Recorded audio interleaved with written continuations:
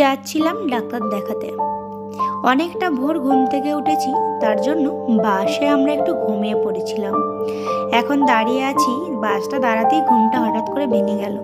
ভাবলাম তোমাদের সঙ্গে একটু শেয়ার করি। আর এইদিকে কিন্তু বড় ঘুমাচ্ছিল। আমার বড়মশাইয়ের তো অত ভোর ভোর ওঠা অভ্যাস নেই, আছে যখন আমরা মেদিনীপুর আসি তখন আছে অভ্যাসটা। এদিকে আমরা বসেছিলাম রিপোর্টের জন্য, বলেছিল আজকে রিপোর্ট দেবে, তার জন্য ভাবেছিল যে আজকে তাহলে রিপোর্টটা নিয়ে একেবারে ডাক্তার দেখাবো। এখানে এসে শুনছি যে রিপোর্ট দেবে তখন 12:30 থেকে 1টার মধ্যে রিপোর্ট দেওয়াই শুরু হবে।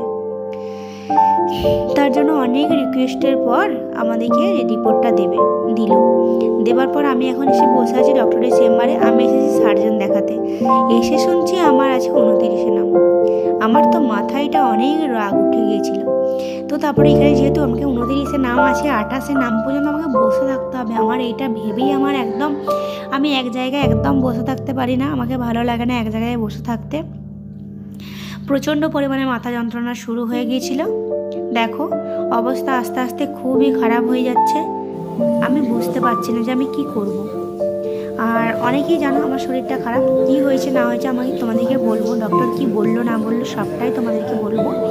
এই ব্লগে না বলতে পারলেও পরের নেক্সট ব্লগে তোমাদেরকে নিশ্চয়ই আমি বলবো, নিশ্চয়ই তোমাদেরকে বলবো ভেবেই আজকে ব্লগটা শুরু করছি।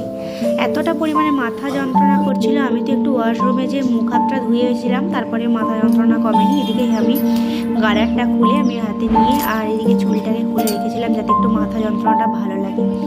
তো দেখো ডক্টর দেখানো কমপ্লিট হয়ে গেছে। আমি আমার বরের একটা ভাইকাম বন্ধুর বাড়িতে এসেছিলাম, সেখানেই আজকে আমাকে খাওয়া দাওয়া করতে বলেছিল।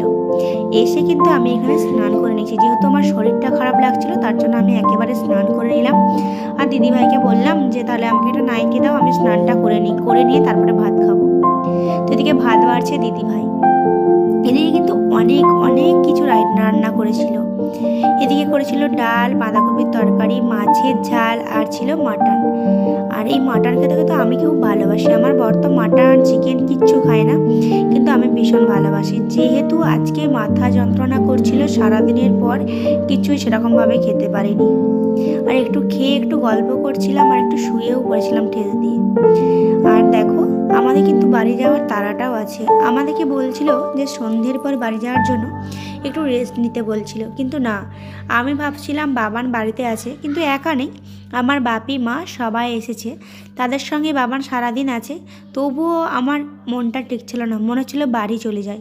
আর এদিকে আমি বাড়ি যাওয়ার জন্য একদম রেডি হয়ে গেছি, একদম কিন্তু আমাকে ভালোই লাগছে, মানে ফ্রেশ লাগছে। এদের বাড়িতে এসে আমি স্নান টান করলাম, করার পর খাওয়া দাওয়া করে একটু রেস্ট নিলাম, ভীষণ ভালো লাগছে আমাকে। আর হচ্ছে যে ওদেরকে বলছিলাম যে আমি ব্লগ ভিডিও বানাই, তো তার জন্য দেখো এই যে, আর এই যে সবাইকে দেখিয়ে দিলাম, ভাইকেও তোমাদেরকে দেখিয়ে দিলাম যাদের বাড়িতে এসেছিলাম।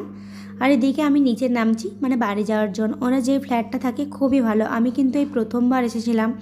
আর এই প্রথমবারই এতটা ভালো লেগেছে, ফ্ল্যাটটা খুবই ভালো যেখানটায় থাকে। আর এদিকে গেটটাও আমি খুলে দিলাম। দেখো অনেকটাই অন্ধকার কিন্তু হয়ে গেছে, শীতের রাত, তার জন্য একটু তাড়াতাড়ি